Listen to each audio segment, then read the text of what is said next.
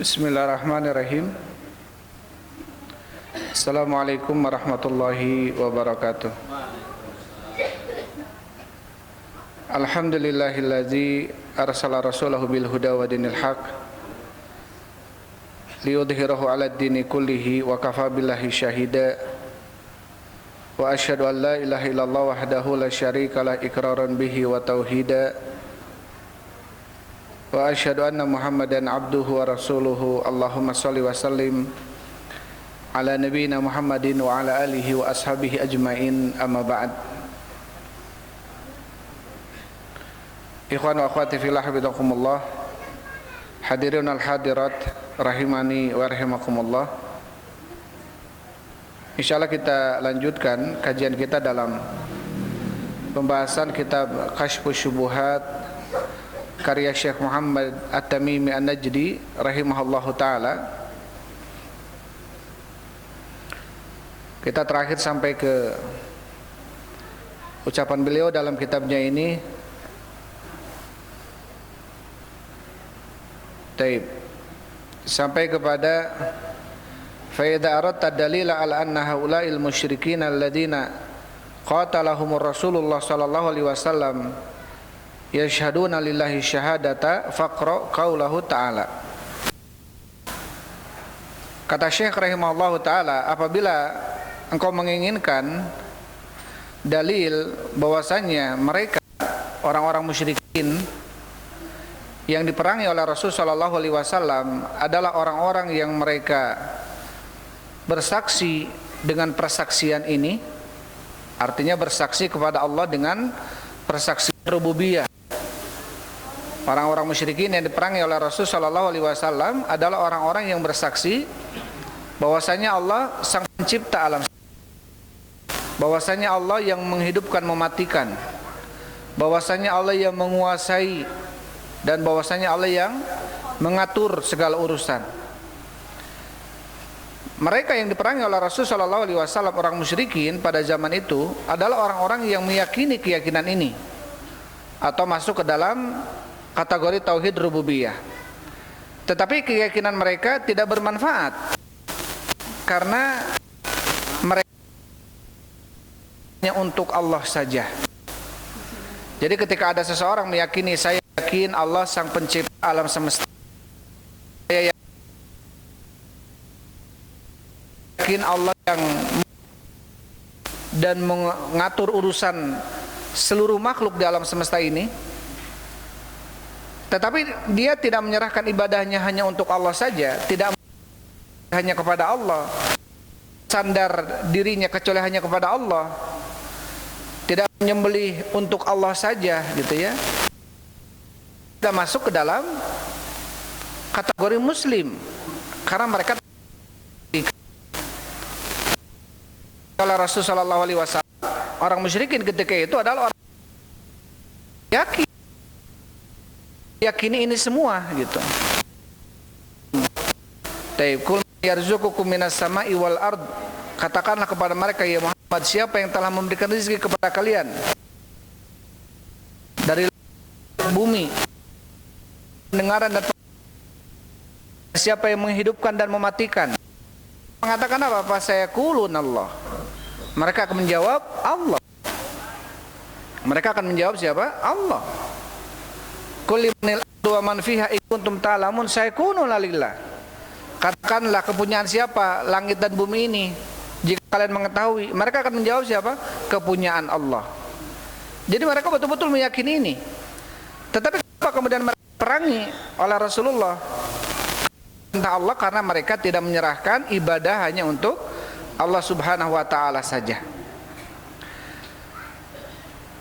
Kemudian Syekh mengatakan, fa idza tahaqqaqta annahum muqirruna bihadza, apabila kau mengetahui bahwasanya mereka musyrik telah mengikrarkan ini, mengikrarkan, meyakini keyakinan ini, keyakinan walam yudkhiluhum fit tauhid, tetapi tidak memasukkan mereka ke dalam tauhid alladzi da'ahum ilaihi Rasulullah sallallahu alaihi wasallam, yaitu tauhid yang didakwahkan oleh Rasulullah kepada mereka, Artinya tauhid apa yang didakwakan oleh Rasulullah? Tauhid uluhiyah. Mengajak mereka hanya menyembah Allah saja. Karena inilah tujuan para nabi, para rasul diutus oleh siapa? Oleh Allah Subhanahu wa taala. Wa ila adin akhahum huda, wa ila thamuda akhahum salihah, wa ila madyana akhahum syuaiba.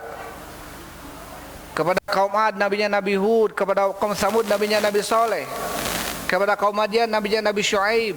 Apa yang mereka ucapkan? Ya qaumi ibudullaha ma lakum min ilahin ghairu.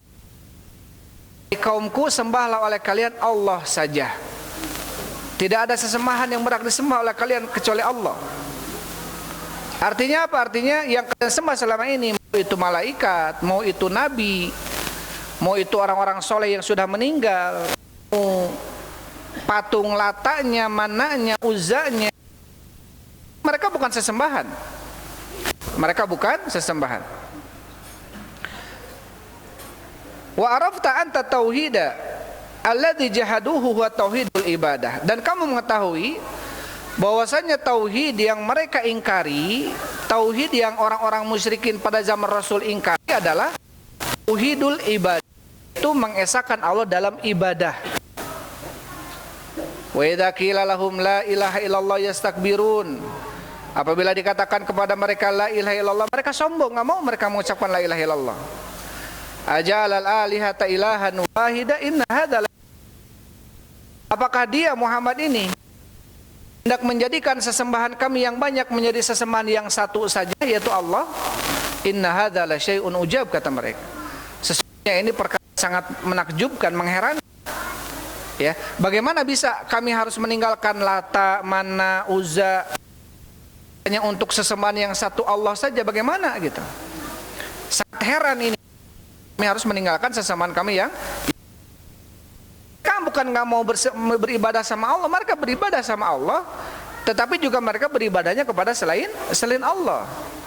Sama Allah ibadah, selain Allah juga ibadah. Makanya dalam Al-Fatihah kita sering berdoa, mengucapkan dalam salat kita, iyyaka na'budu. Iyyaka di sini ma'mul. Ma'mul ini maf'ul yang didahulukan. Asalnya na'budu iyyaka. Ketika takdimul ma'mul yufidul hasr. Artinya ketika ma'mulnya, maf'ulnya didahulukan, maka manfaatnya apa? Pembatasan. Na'budu iyyaka artinya kami menyembah kepadamu.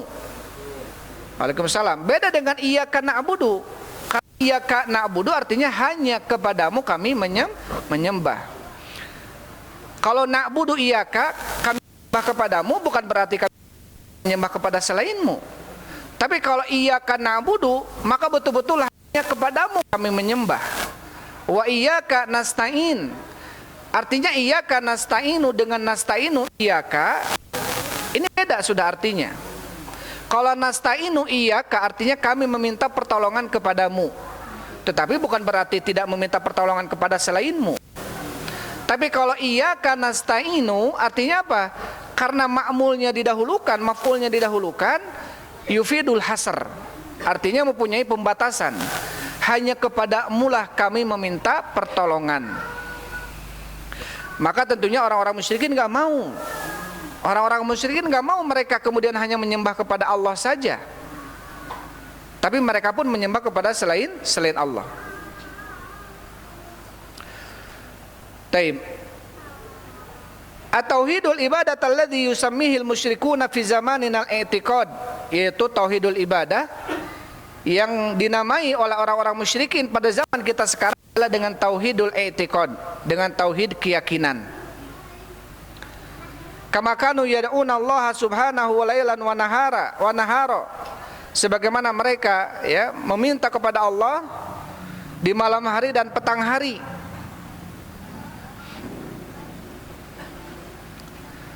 Taib.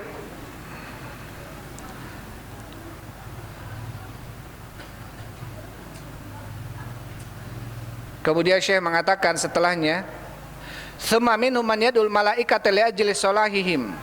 Kemudian di antara mereka ada yang menyembah malaikat karena kesolehan malaikat.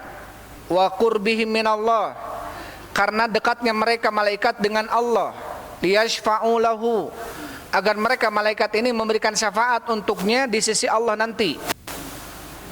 Au yad'u rajulan sholihan, atau mereka meminta kepada seseorang yang soleh tapi sudah meninggal gitu ya. Kalau kita datang kepada orang soleh meminta, ya fulan, ya syekh, wahai ajengan, pangdoakeun abdi, teu naon, nggak ada apa-apa hukumnya. Walaupun afdolnya kita meminta langsung kepada Allah, walaupun boleh kita saling meminta didoakan. Tetapi yang dimaksud di sini adalah orang soleh yang sudah meninggal. Nabi yang sudah meninggal, kita minta kepada kuburan Nabi atau kepada orang-orang soleh. Tujuannya apa? Tujuannya karena orang-orang soleh atau nabi atau malaikat ini mereka lebih dekat kepada Allah dibanding kita. Jadi kata mereka salah satu syubhatnya adalah mereka kiaskan Allah ini dengan makhluk. Sebagaimana para raja, sebagaimana presiden, kita masyarakat biasa ini nggak mungkin bisa masuk ke presiden. Kita masyarakat biasa ini nggak bisa masuk langsung berbicara dengan raja, kecuali harus dengan orang-orang asisten pribadi yang dekat dengannya. Maka mereka kemudian mengkiaskan, maka yang dekat dengan Allah adalah malaikat, maka kita minta kepada malaikat. Maka yang dekat dengan Allah adalah para nabi, maka kita minta kepada nabi. Maka yang dekat dengan Allah adalah para wali-wali Allah, maka kita minta kepada orang-orang soleh. Ini syubhat. Karena mereka apa? Mengkiaskan seakan-akan Allah itu seperti makhluk, seperti raja yang ada di dunia ini, yang butuh perantara atau wasaid, ya, wasitoh, perantara. Dan ini tidak boleh. Jadi orang-orang musyrikin yang mereka berbeda-beda di dalam peribadatan mereka dahulu ya, pada zaman Rasulullah, ada yang menyembah malaikat, ada yang menyembah nabi, ada yang menyembah orang soleh, ya, Lata, Manna, Uzza itu bentukan patung-patung dari orang-orang soleh, seperti apa namanya, Wadan, Suwa'an, Yagutha, Ya'uq, Nasro. Ini patung-patung dibentuk dari perwujudan orang-orang soleh dulunya. Dan juga ada yang menyembah apa namanya, jadi macam-macam peribadatan mereka. Ada yang menyembah malaikat, menyembah nabi, menyembah orang soleh, menyembah batu, menyembah pohon. Tapi semua disamaratakan oleh Rasul Shallallahu Alaihi Wasallam. Mereka diperangi semuanya, tidak dibeda-bedakan. Karena semuanya adalah musyrik. Karena semuanya adalah musyrik. Walaupun dahulu mereka melakukan ibadah haji, mereka dahulu juga tawaf, mereka dahulu juga bersedekah, mereka dahulu juga menyembelih, mereka dahulu juga berpuasa. Tetapi senantiasa di dalam peribadatan mereka senantiasa syirik mereka. Ketika mereka bersedekah, maka mereka bersedekah ketika panen, masa panen mereka dari pertanian mereka, maka mereka tidak memberikan hasil panennya hanya untuk Allah saja. Hadza lillahi wa hadza lisyuraka, kata mereka. Jadi sedekahnya untuk Allah ada, sedekah untuk patung juga ada, sesajen-sesajennya. Ketika mereka menyembelih sama, ya, mereka menyembelih untuk Allah juga mereka menyembelih untuk selain Allah. Famakana lillahi fahuwa yasrukaihim. Adapun untuk Allah maka mereka sambungkan untuk selain Allah juga. Tetapi apabila untuk selain Allah, maka tidak akan sampai kepada Allah Subhanahu wa taala.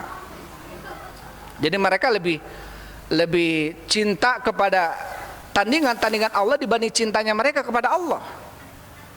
Makanya orang beriman harus lebih cinta kepada Allah Subhanahu wa taala. Kemudian Syekh mengatakan, wa arafta anna Rasulullah sallallahu alaihi wasallam, dan kamu mengetahui bahwasanya Rasulullah qatalahum ala hadza syirki, memerangi mereka di atas kesyirikan ini, wada'ahum ilal ikhlas, dan mengajak mereka untuk melakukan ikhlas ibadah hanya untuk Allah saja. Ya, Rasulullah memerangi mereka karena kesyirikan yang mereka lakukan dan mengajak mereka hanya untuk menyembah kepada Allah saja, sedekah hanya untuk Allah, meminta hanya kepada Allah, bersandar hanya kepada Allah, ya. Karena ada orang-orang yang kemudian bersandar kepada selain Allah Subhanahu wa taala. Bertawakal, inabah, khauf, rojanya kepada selain Allah. Taib. Maka kemudian Nabi SAW mengajak mereka untuk beribadah, mengikhlaskan ibadah mereka hanya untuk Allah Subhanahu wa taala. Kama qala ta'ala, sebagaimana Allah Subhanahu wa taala berfirman, wa annal masajida lillah fala tad'u ma'allahi ahada. Dan sesungguhnya masjid-masjid itu kepunyaan Allah. Fala tad'u, maka janganlah kalian menyeru, meminta ma'allah, bersama Allah, ahadan, seorang pun. Artinya apa? Masjid-masjid ini kepunyaan Allah. Jangan kita melakukan kesyirikan di dalam masjid-masjid ini. Sebagian mengatakan al-masajid ini adalah masjid tempat sujud. Dan al-ardu kulluha masjidan wa tahuran, kata Rasul. Bumi ini semuanya tempat sujud dan tempat bersuci. Al-hammam wal maqbarah, kecuali WC dan kuburan. Tidak boleh seseorang sujud di kuburan dan di WC. Maka selain kuburan dan juga WC, maka semuanya adalah tempat sujud. Aina adrakatu min ummati shalah falyusalli fi. Dimanapun umatku mendapatkan waktu sholat, sholatlah di tempat itu. Ini termasuk kemudahan Islam. Jadi kalau zaman dulu seseorang sholat itu harus di tempat bangunan peribadatan. Ya, jadi kalau kalau Yahudi di sinagognya atau di tempat lainnya, kalau di gerejanya, kalau Kristen misalkan ya, itu khamsan lam yu'ta ahadun minal anbiya'i qabli. Aku diberikan 5 perkara, yang 5 perkara tadi tidak diberikan kepada selainku, kata Rasulullah. Jadi aku diberikan 5 perkara. 5 perkara ini tidak diberikan kepada nabi-nabi sebelumku. Yang pertama, lanal ghanaim, dihalalkan bagi kami ghanimah. Jadi kalau muslim ini zaman Rasulullah peperangan, ada harta rampasan namanya ghanimah, boleh kita ambil, halal, bagi-bagi kepada pejuang-pejuangnya. Ada aturannya, ada takaran masing-masing. Kalau dulu sebelum Rasulullah, ghanimah nggak boleh makan. Maka ghanimah dikumpulkan di sebuah lapangan, nanti kemudian ada api menyambar dari langit dan membakar seluruh harta rampasan perang. Kemudian kata Rasulullah, utitu syafa'ah, aku diberikan syafaat. Yang kedua, sedangkan nabi-nabi sebelumnya tidak diberikan syafaat. Artinya syafaatul udma, syafaat yang sering kita sebutkan ya, ketika manusia berbondong-bondong datang kepada Nabi Adam, Nabi Nuh, ya, Nabi Musa, Nabi Ibrahim, Nabi Musa, Nabi Isa. Kemudian kata Nabi Isa, coba datang kepada Nabi Muhammad. Akhirnya Rasulullah yang meminta kepada Allah syafaat dan diberikan syafaat. Syafaatul udma.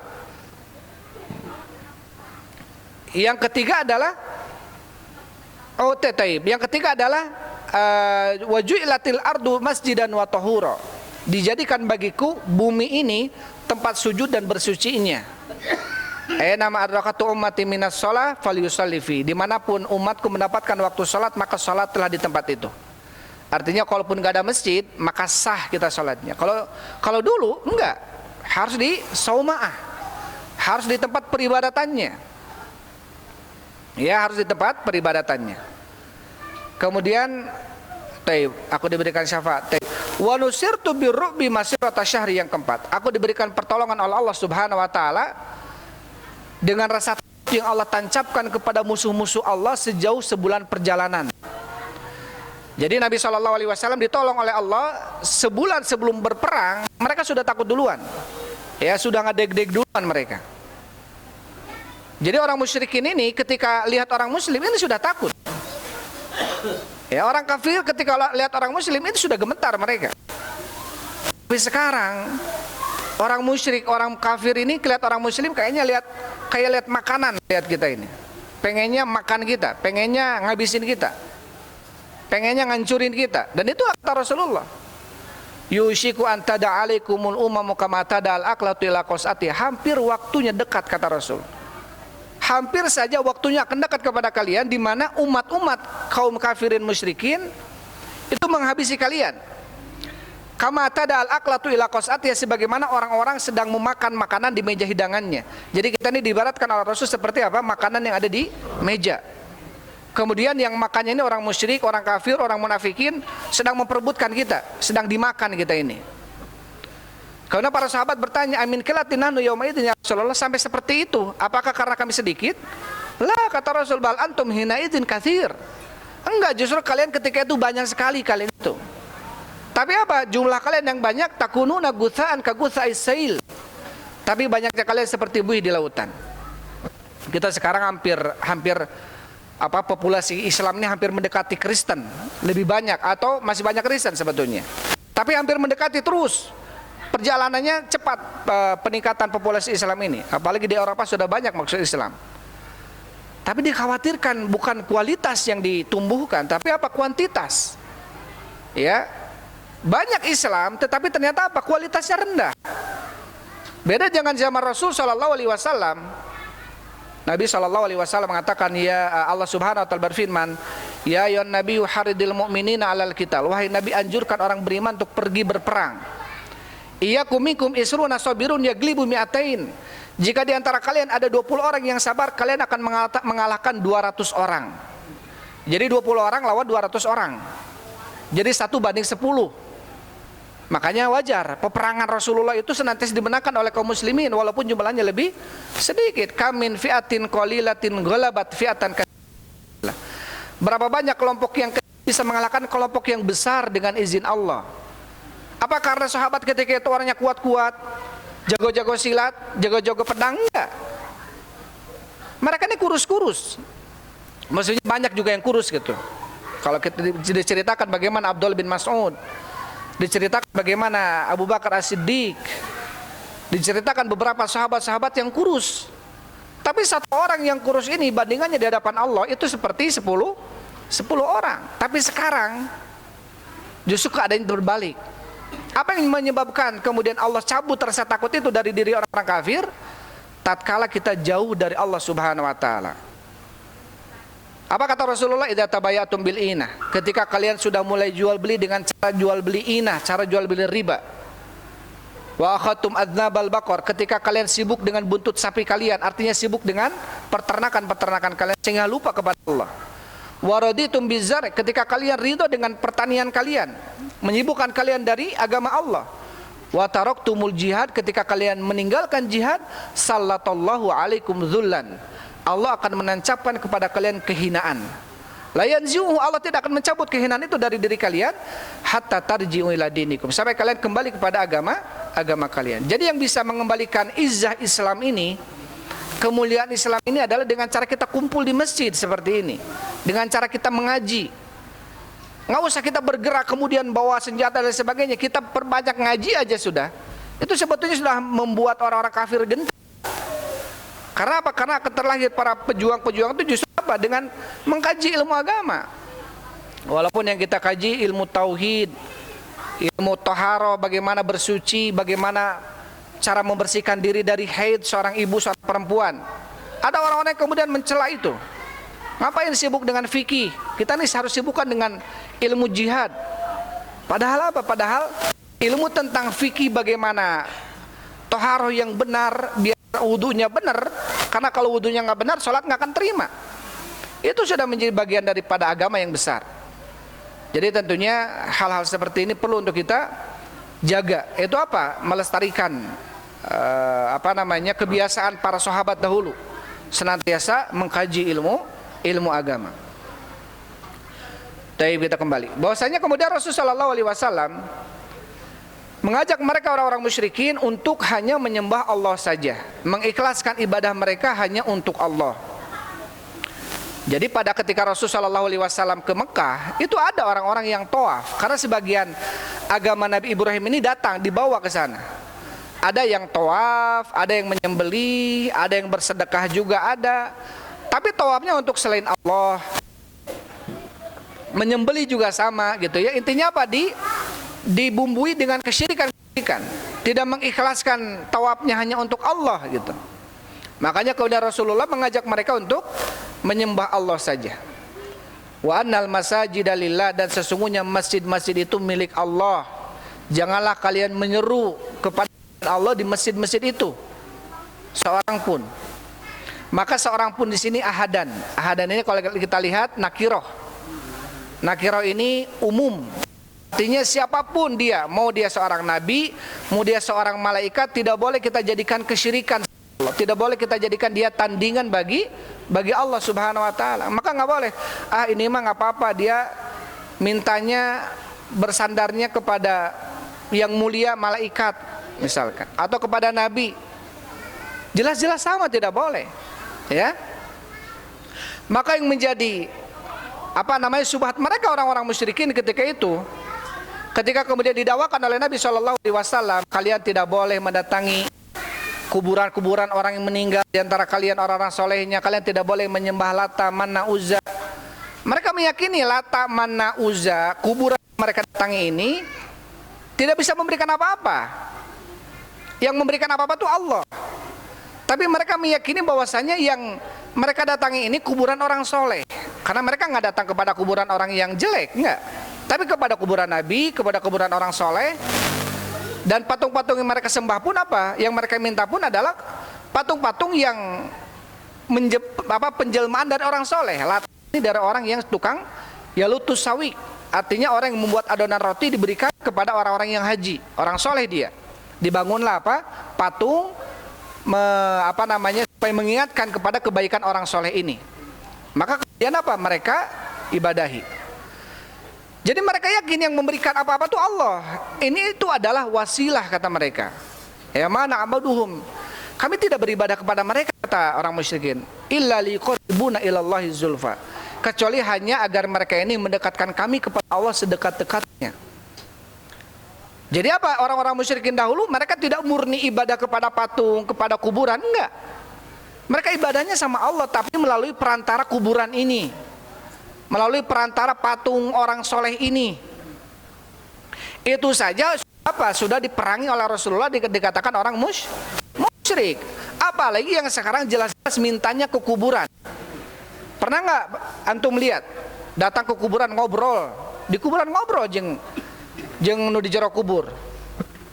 Ngobrol gitu. Kayak, dan dia ini Masya Allah, dia ulama besar. Datangnya dari Arab dia. Datang ke Indonesia. Ngomong berbicara dengan penghuni kubur. Ya. Ini sebagian ulama di sana sudah mengkafirkan orang ini. Karena diyakini dia bisa berbicara dengan orang yang di dalam kubur. Padahal kata Allah la yasma'u du'aakum, orang yang mati itu tidak akan bisa mendengar ucapan kita. Ini ngobrol. Ya. Na'udzubillahi min dzalik. Baik, intinya apa? Intinya orang-orang musyrikin pada zaman Rasulullah itu menjadikan sesembahan mereka selain Allah ini adalah wasilah perantara. Itu saja sudah dikatakan musyrik oleh Allah. Dikatakan musyrik oleh Rasulullah dan diperangi. Apalagi orang-orang yang kemudian meyakini yang mereka minta ini bisa memberikan. Kubur datang, ya, ketika kita mau melakukan sesuatu datang dulu ke penghuni kubur ini, meminta keselamatan, meminta keberkahan, meminta keamanan perjalanan, meminta kelancaran usaha dan lain sebagainya. Padahal yang memberikan itu semua adalah Allah Subhanahu wa taala. Kalau orang-orang dulu menjadikan penghuni kubur ini adalah perantara karena dia oleh, kalau orang sekarang mah jelas dia ibadah sama penghuni kubur ini, jelas lebih-lebih parah gitu. Lebih-lebih syiriknya lebih-lebih dibanding orang-orang musyrikin terdahulu. Kemudian kama waqama qala ta'ala, dan sebagaimana firman Allah Subhanahu wa taala, lahu da'watul haq, milik Allah Subhanahu wa taala dakwah yang benar, yaitu Islam. Walladzina yad'una min dunihi la yastajibuna lahum bisyai', dan orang-orang yang menyeru kepada selain Allah Subhanahu wa taala maka mereka tidak bisa mengijabah atas seruan mereka sedikit pun. Kita minta kepada malaikat, kita minta kepada nabi. Taib, ya. Kadang-kadang di dalam bait-bait syair mungkin mereka mengatakan sholawat. Kita katakan syair bukan sholawat. Sholawat itu artinya doa, dan doa itu harus datang dalil dari Rasul Shallallahu Alaihi Wasallam. Karena sebaik-baik doa itulah doa yang langsung dari Allah atau dari Rasulnya. Seperti doa salawat Ibrahimiyah gitu ya. Allahumma sholli wa sallim ala nabiyina Muhammad wa ala ali Muhammad kama ala ali Ibrahim. Ada yang fil alamina, ada yang enggak make gitu ya. Innaka Hamidum Majid. Hadis dalam masalah ini. Tapi yang kemudian yang mereka mengatakan ini salawat gitu ya. ya Habibi ya Mustafa balligh maqasidana. Jadi kita seakan-akan minta kepada Rasulullah, ya Habibi wahai Rasulullah, wahai kekasih, ya Mustafa wahai yang dipilih. Siapa maksudnya? Yaitu Rasulullah. Balligh maqasidana, sampaikan maksud kami kepada siapa? Kepada Allah. Memang yang memberikan ampunan itu adalah Allah, tapi kita seakan-akan minta sama Nabi agar Nabi menyampaikan sama Allah. Ini berarti menjadikan Nabi sebagai apa? Perantara. Boleh tidak seperti ini? Enggak boleh ini. Musyrik walaupun seorang Nabi. Dan sekarang kepada apa? Ya Baydawi, ya Tijani, ya Syekh Abdul Qadir Jailani, ya Abdul Hadi. Kalau di Yaman tuh ada Abdul Hadi. Itu masjidnya besarnya kayak Masjid Agung, kuburannya besar kayak Masjid Agung. Jadi orang-orang ke sana masjidnya kecil tapi kuburan lebih gede dari masjidnya. Itu adanya di Yaman. Taib. Allahul musta'an. Jadi intinya apa? Intinya mereka menjadikan apa? Menjadikan orang-orang soleh yang sudah wafat ini perantara antara mereka dengan Allah. Itu saja tidak boleh. Apalagi kalau langsung meminta kepada orang soleh yang wafat ini, gitu ya, itu tidak boleh.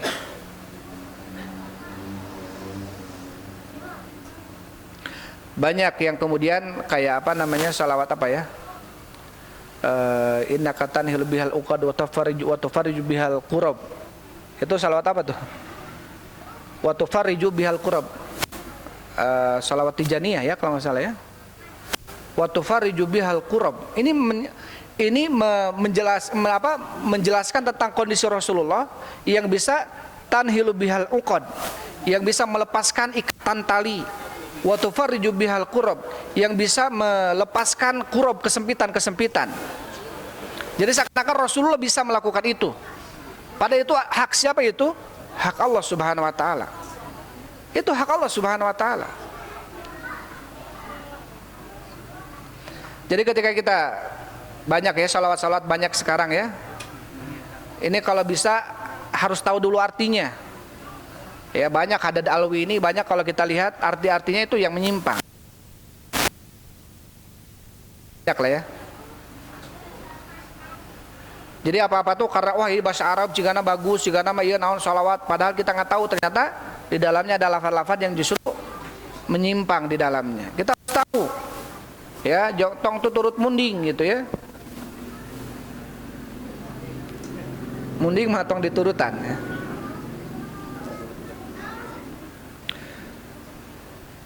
Taib, kemudian setelahnya di sini Rasulullah Shallallahu Alaihi Wasallam ini yang didakwakan oleh Rasulullah kepada para sahabatnya, sahabat kepada tabiinnya, tabiin kepada terus imam-imam yang empatnya sampai kepada kita semuanya. Dan di dalam dakwah ini tidak ada kemudian kita mengambil manfaat dari ini. Enggak. Artinya apa? Enggak kita mengajak orang ngariung ke kelompok orang mendirikan sebuah organisasi besar. Kita mengajak orang untuk kepentingan kita. Enggak. Kita mengajak agar mereka ibadahnya hanya Allah kepada sama Allah saja itu. Ya, kita tidak mengajak kepada urusan kepentingan dunia kita, tidak. Justru kita mengajak agar mereka selamat dari adab Allah Subhanahu wa taala. Beda kalau kemudian ayo gitu ya, kita masuk ke kelompok saya, kelompok yang lain ini nggak boleh, sesat dan lain sebagainya. Kelompok yang lain ini sesat. Seakan-akan apa? Dia memperkaya diri, memperbesar kelompoknya. Tapi dakwah Nabi itu apa? Tidak ada. Dakwah Nabi itu apa? Mengajak manusia hanya menyembah Allah saja, bukan menyembah diri Nabi, bukan. Tapi kenapa kemudian banyak orang yang, atau kenapa kemudian Nabi banyak musuhnya? Dan itulah salah satu daripada sunnatullah. Wa kadzalika ja'alna likulli nabiyyin aduwan minal mujrimin. Begitulah kami jadikan setiap nabi itu ada musuh dari kalangan orang-orang yang berdosa. Jadi kalau kita berdakwah seperti dakwah Nabi, kita ada yang menjegal, wajar, wayahna. Ini dakwah Nabi seperti ini. Ketika Nabi Shallallahu Alaihi Wasallam kemudian dibawa oleh Wahiro dan dikatakan ikro, saya tidak bisa baca. Kemudian lari, kemudian Nabi Muhammad ke Khadijah sambil mengatakan zamiluni dathiruni, zamiluni dathiruni, turun surat Muzammil dan Mudathir. Kemudian apa yang menimpamu? Kaget Khadijah, nggak mungkin ada yang mau mencelakai Rasulullah, karena Rasul ini adalah orang yang senantiasa menyambung silaturahmi, orang yang berbuat baik kepada orang yang lemah, orang yang tidak pernah berkhianat, orang yang tidak pernah berdosa dan lain sebagainya. Jadi nggak mungkin ada orang yang mau mencelakakannya. Diceritakan oleh Rasulullah sosok di dalam gua Hiro yang kemudian memaksanya membaca Iqra tadi. Kemudian datang ke Waraqah bin Naufal, anak pamannya. Kata Waraqah bin Naufal, wallahi hadan namus, demi Allah itu adalah namus. Namus ini adalah malaikat Jibril yang pernah datang kepada Nabi Musa. Kata Waraqah bin Naufal, wallahi ma jaa ahadun bimithli ma jaa bihi ila udhiya. Demi Allah tidak ada seorang pun yang membawa seperti yang dia bawa, artinya yang Muhammad bawa ini, dia pasti akan dicelakai, dia pasti akan diusir, dia pasti akan dibunuh, dia pasti akan dimusuhi. Kata Waraqah bin Naufal, kalau hari itu terjadi, saya adalah orang yang pertama yang akan membelanya. Tapi qadarullah, Waraqah bin Naufal wafat sebelum Nabi Muhammad diangkat menjadi Nabi dan Rasul. Taib. Kemudian setelahnya kata Syekh, wa tahaqqaqta anna Rasulullah, dan telah kamu ketahui bahwasanya Rasulullah innama qatalahum, sesungguhnya memerangi mereka, liyakuna du'a'u kulluhu lillah, agar terbukti doa itu hanya untuk Allah seluruhnya.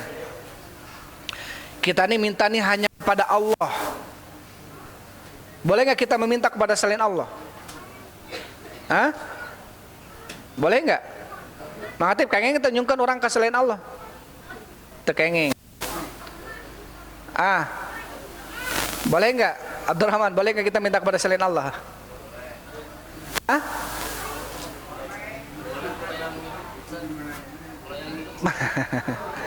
Boleh. Dengan syarat-syaratnya. Apa saja syaratnya? Yang pertama hidup, yang kedua mampu, yang pertama qadir, yang kedua hadir. Qadir mampu, hadir ayah. Namun salah satu dari kedua syarat ini tidak ada, maka tidak boleh kita meminta. Boleh kita meminta kepada orang tua kita, minta uang, kalau memang orang tua kita punya uang. Tapi kalau orang tua nggak punya uang, kita maksa minta uang, boleh nggak? Nggak boleh. Tapi tidak termasuk kesyirikan. Ini ketika salah satu dari syarat tersebut tidak ada, kita datang kepada orang yang ada orangnya, ustadz, ajengan, kiai. Dia minta sesuatu yang permintaannya tidak ada yang mampu kecuali Allah. Punten aduh terselami hujan, pang nurunkan hujan. Nah ini boleh tidak? Nggak boleh, karena kekuasaan siapa? Kekuasaan Allah. Atau ketika orangnya dia mampu nih, dia mampu memberikan uang, tapi orangnya nggak ada. Orang teh jong implang ti dia teh, ya, mah nyungkeun artos. Dia meyakini ibunya dengar, wah ini bahaya. Kecuali kalau pakai HP.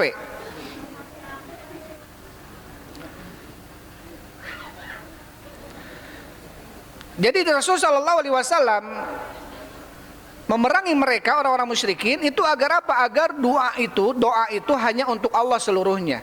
Wa nadru kulluhu lillah, dan bernadarnya untuk Allah. Nadar misalkan anaknya sakit, ya. Insyufia marid ibni atau insyufia ibni, apabila anak sembuh dari penyakitnya, saat saya akan berpuasa khamsata ayyam lillah, misalkan. Saya akan berpuasa 5 hari untuk Allah. Tapi orang-orang terdahulu enggak. Ada bernadarnya apa? Bernadarnya untuk selain Allah. Ya, dia akan menyembelih. Dia akan menyembelih misalkan kambing untuk Hubal, untuk Lata, untuk Manna. Bernadarnya untuk selain Allah mereka. Wa dhahbu kulluhu lillah. Dan Rasulullah memerangi mereka agar sesembelihan itu hanya untuk Allah saja. Qul inna sholati wa nusuki wa mahyaya wa mamati lillahi rabbil alamin. Katakanlah sesungguhnya salatku, wa nusuki, dan juga sembelihanku, ya, sesembelihanku adalah untuk siapa? Untuk Allah Subhanahu wa taala. Wal istighatsatu kulluha lillah, dan beristighatsah seluruhnya hanya kepada Allah. Wa jami'u anwa'il ibadati kulluha lillah, dan seluruh macam-macam ibadah hanya untuk Allah seluruhnya. Jadi Rasul kenapa diutus menjadi Nabi dan Rasul? Untuk mengajak umatnya hanya berdoa kepada Allah, bernadar untuk Allah, menyembelih hanya untuk Allah, beristighosah kepada Allah, dan menyerahkan seluruh amalan ibadah hanya untuk Allah saja. Wa arafta anna iqrarahum bi tauhidi rububiyyati lam yudkhiluhum fil Islam. Dan kamu tahu bahwasanya keyakinan mereka terhadap tauhid rububiyah Allah, keyakinan mereka bahwasanya Allah menghidupkan, mematikan dan mengatur alam semesta ini, lam yudkhiluhum fil Islam, itu tidak memasukkan mereka ke dalam Islam. Wa anna qasdahumul malaikata wal auliya'a yuriduna syafa'atahum wa taqarruba ila Allah bidzalik. Dan tujuan mereka ya beribadah atau meminta kepada malaikat, kepada wali-wali, apa tujuan mereka? Yuriduna syafa'atahum, mereka menginginkan syafaat mereka. Artinya agar malaikat wali ini memberikan syafaatnya mereka di sisi Allah untuknya gitu. Wa taqarruba ila Allah bidzalik, dan agar mereka mendekatkan diri mereka kepada Allah dengan itu. Taib, ya. Jadi banyak orang-orang yang nasallallahu salamat wal afiyah, mereka khusyuk ibadahnya di dalam kesyirikan, di dalam kebid'ahan. Ya, di dalam kebid'ahan. Kita lihat orang Syiah bagaimana mereka proses takrib ini melukai dirinya, bentuk bentuk meratapi karena terbunuhnya Husain ketika itu di Karbala. Ada tanggal 10 Asyura gitu ya, Yaum Asyura 10 Muharram, ada proses takbib. Takbib ini apa? Memelukai diri dengan pedang, dengan apapun, sampai nangis-nangis mereka gitu ya, dengan rasa terbelah mereka, terbelah punggung mereka, sakit mereka itu. Tapi apa? Mereka khusyuk dengan itu. Na'udzubillahi min dzalik. Banyak orang-orang yang kemudian apa? Melakukan sebuah amalan khusyuk di dalamnya padahal dia itu syirik. Padahal itu bid'ah. Inilah syaitan apa? Zuyina lahum amalahum. Syaitan memberikan keindahan, perhiasan di dalam amalan-amalan mereka. Seakan-akan apa? Seakan-akan itu bagus, seakan-akan itu bermanfaat. Padahal apa? Padahal tentunya tidak akan bermanfaat bagi mereka. Itulah menghiasi mereka. Yang di kuburan juga banyak orang begini. Sebagian, apa hukumnya membaca Al-Quran di kuburan? Ya, sebagian ada mengharamkan, ada yang memakruhkan, ada yang kemudian membolehkan, ada yang membolehkan. Tapi ini kelompok kecil, maksudnya ada beberapa madhab. Tapi jumhur mengatakan makruh, ada yang sampai ketika ada keyakinan sesuatu sampai mengharamkan. Orang yang membaca Al-Quran di kuburan itu lebih khusyuk dibanding baca Al-Quran di mana? Di masjid. Lebih khusyuk dibanding baca di rumah. Rasulullah sallallahu alaihi wasallam mengatakan, "Iqra'u surat Al-Baqarah fi buyutikum, la taj'alu buyutakum maqabir." Janganlah kalian menjadikan kuburan-kuburan kalian itu seperti, janganlah kalian menjadikan rumah kalian seperti kuburan. Bacakanlah surat Al-Baqarah di dalam rumah-rumah kalian. Fa inna syaitana tanfiru minal buyutil ladzi tuqra fi suratul Baqarah. Karena syaitan akan lari dari rumah yang dibacakan surat Al-Baqarah. Apa kata Rasulullah? La taj'alu buyutakum maqabir. Janganlah kalian jadikan rumah kalian itu seperti kuburan. Artinya kuburan tidak dibacakan Al-Quran. Kalau rumah baru dibacakan Al-Quran. Sampai kata Abdullah bin Mas'ud, semoga Allah meridainya, iqtadu fis sunnah, kita sederhana dalam beramal, seetik amalan tapi sunnah. Artinya ada dalilnya, artinya cocok dengan dalil sunnah. Khairun minal ijtihadi fil bid'ah. Itu lebih baik dibanding kita semangat tapi ternyata bid'ah. Semangat tapi ternyata syirik. A'udzubillahi min dzalik. Banyak orang-orang akhirnya menggelontorkan uangnya untuk acara-acara yang ternyata ini tidak dalam sejarah Islam misalkan. Tapi semangat mereka melakukan itu.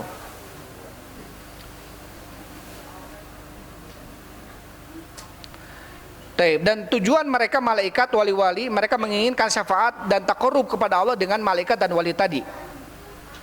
Huwallazi ahalla dima'ahum wa amalahum. Itulah yang menyebabkan kemudian harta dan darah mereka menjadi halal di dalam Islam ini. Karena mereka Kenapa Rasulullah memerangi mereka? Karena halal dan darah harta mereka sudah halal. Karena mereka musyrik. Apa yang menyebabkan mereka musyrik? Yang menyebabkan mereka musyrik, mereka beribadah kepada Allah tetapi melalui perantara malaikat, perantara nabi dan perantara orang soleh. Apalagi yang langsung beribadahnya kepada selain Allah. Ibadah sama Allah saja perantara malaikat, perantara nabi, perantara orang soleh ini musyrik, apalagi langsung beribadah kepada selain Allah gitu. Taib. Sudah adzan ya?